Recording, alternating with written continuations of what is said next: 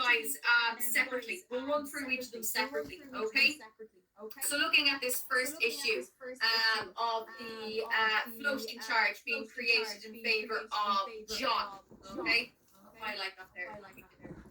Discuss this. Okay. Looking at this first of all, can she challenge this transaction?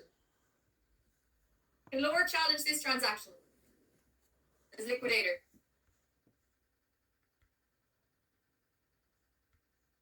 Yes, it was in last 12 months, Kieran. Yeah, you're on the right track. What provision specifically are we talking about here?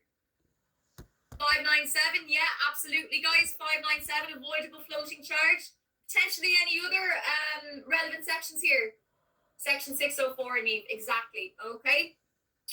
So Laura has potential, guys, to take a case under two sections here. Section 604 for an unfair preference act, and section 597 to void a floating charge. Okay. So we'll look at each of these in turn. Taking section 604 first, okay? Section 604 deals with unfair preference acts, okay? An unfair preference act, guys, is any act which was done prior to the commencement of the liquidation, okay, which gave priority to one creditor and was done with a view of preferring that creditor over others, okay? Now, in order to successfully fall within the scope of section 604, there's three things you need to prove. What are those three things?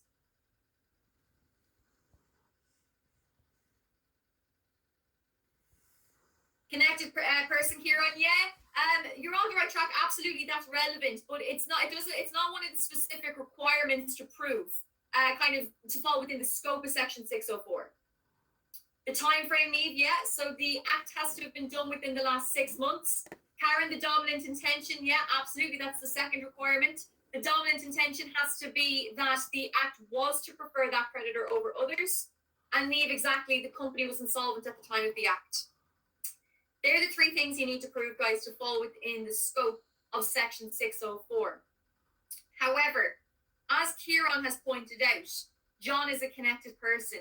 He's the father of one of the directors of the company. So does that impact those requirements in any way? So does the fact that we have a connected person involved impact any of those three requirements? Yeah, Karen, it extends the time, absolutely. Okay. The time frame now extends from 6 months to 2 years.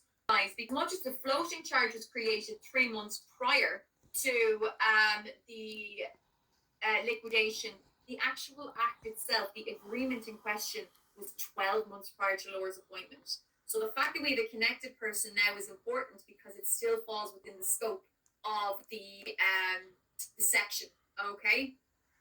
And Kieran, there's no need to prove the intention as it's implied, exactly, okay?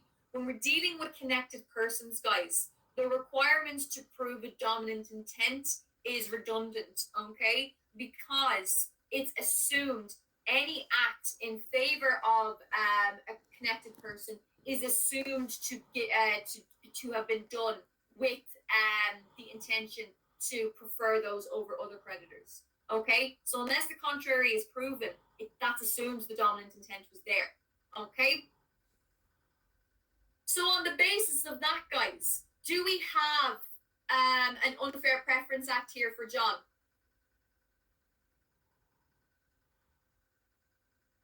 Yeah, absolutely. Okay. The act in question was done 12 months prior. It falls within the 2-year time frame. The company was insolvent at the time the act was committed, because we know from the question, the company was insolvent 18 months prior to the commencement of the winding up. Okay. And thirdly, we don't need to prove dominant intent. It's assumed it's there because John's a connected person. Okay. So she definitely could challenge the transaction on the basis of section 604. But we've referenced section 597 as well. And do you think that's potentially an easier way for Laura to challenge this transaction?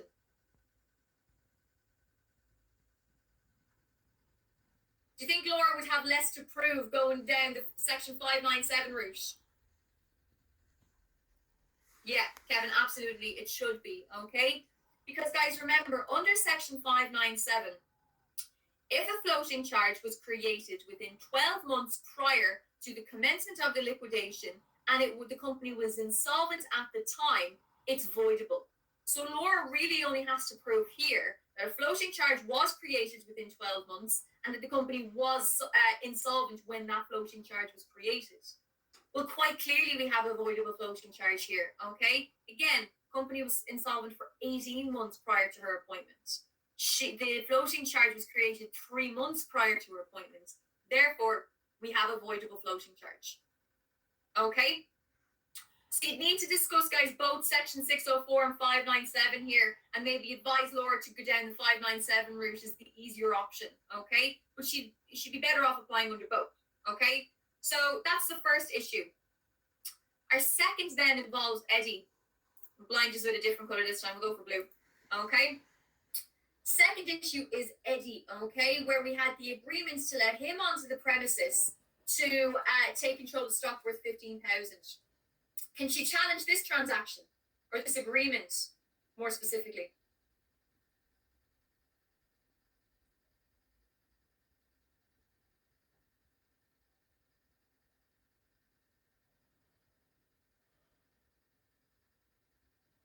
Break away there, guys, that's fine. Here on possibly not, as there's no specific timeline yet. Yeah, absolutely. I'll touch on that point now in a minute. What do you think, guys? A fraudulent disposition, Kevin? Yeah. Okay. So with this, guys, this is a bit of a tricky one because it's not giving us a huge amount of information. And be wary of that sometimes in problem questions. I don't know if you're intending to go on to do FE1s, but that can also sometimes crop up in FE1s as well, where they'll give you a scenario that you could potentially argue a couple of sections here based on the information that you've been given, okay? Here we could advise Laura of one of two ways, okay? This could constitute an unfair preference act, okay? We can assume, okay, if we assume that this act was done in a similar time frame to where what we were talking about with John, we have potentially the agreements being entered into within the 6-month time frame. We know the company is insolvent, and the only hurdle Laura will have to get over then is the dominant intent hurdle. She'd have to provide evidence that there's a dominant intent to prefer Eddie over other creditors. This issue is quite similar to the Chastelain case, but we don't have enough information on what the dominant intent was. So you'd have to be advising Laura that Section 604 is going to require her finding evidence that the dominant intent was to prefer Eddie. Okay? An easier section, however, that she could go down is Section 608. Okay? Arguing we have a fraudulent disposition. Okay? If we have a fraudulent disposition, okay, we don't have to worry about the solvency of the company.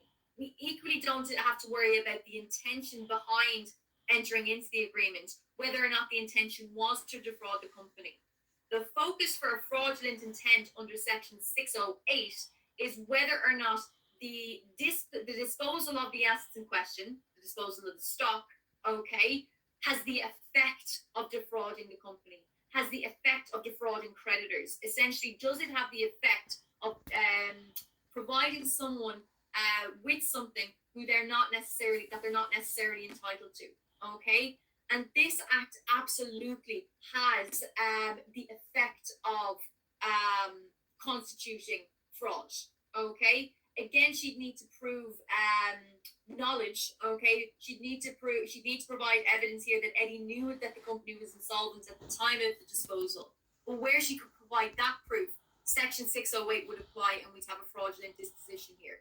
Okay, so there's kind of two potential sections we have at issue here, but it will depend on what evidence Laura can provide to the court at the time. Does that make sense? Following that? Yeah? Okay. So it's either Section 608 or Section 604.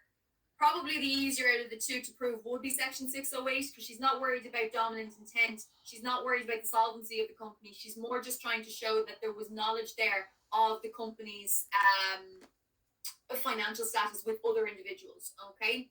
So Our third and final issue then, guys, is the whole issue with the bank account, okay? And the €3,000 been taken with it. I'll go for purple this time, okay?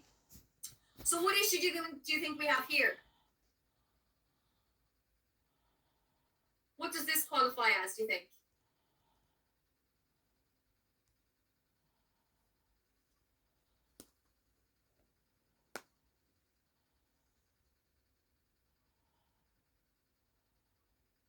Post-commencement disposition, Kieran, exactly, okay? So we're talking about section 602 here. This is a post-commencement disposition, guys, okay? Remembering here that a post-commencement disposition, guys, is any disposal of company assets after the commencement of the liquidation where the without the liquidator's consent or a director's consent who has retained the power to act, okay? So we can see in this question that it's the directors who have disposed of the asset. However, we know that they have not retained their powers to act. We've seen that their powers have been suspended, okay? So they didn't have the power to sanction this disposal. And the fact that Laura wasn't aware of this disposal makes it a post-commencement disposition. It falls within the scope of section 602, okay? Now, we can see from this we're talking about a check, and the check was written before Laura was appointed, but cashed after she was appointed. Is that going to have any bearing on her challenging this under section 602? Is the fact that the check was written before her appointment going to have any bearing?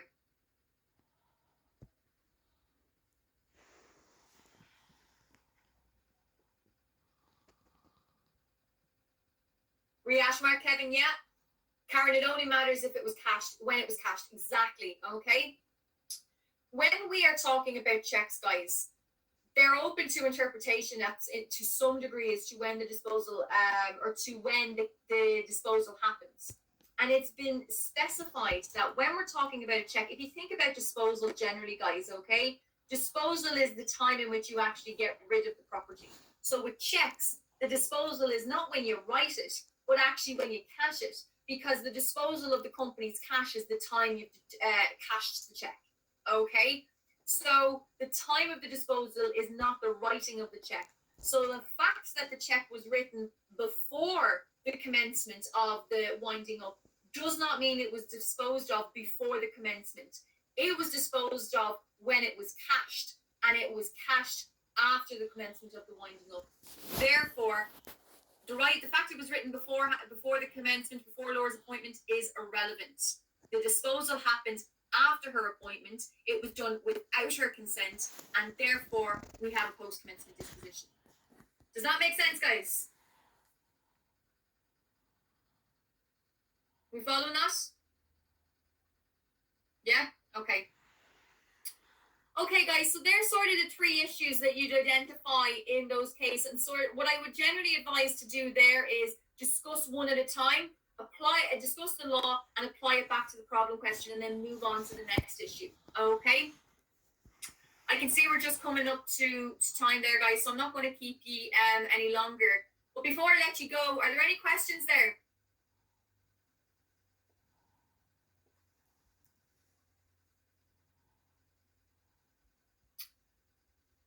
Kevin, no. Karen, would we get a question that long?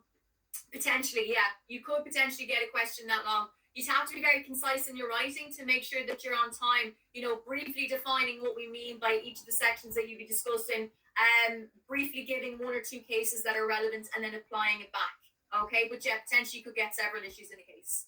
Okay? Any other questions there, guys?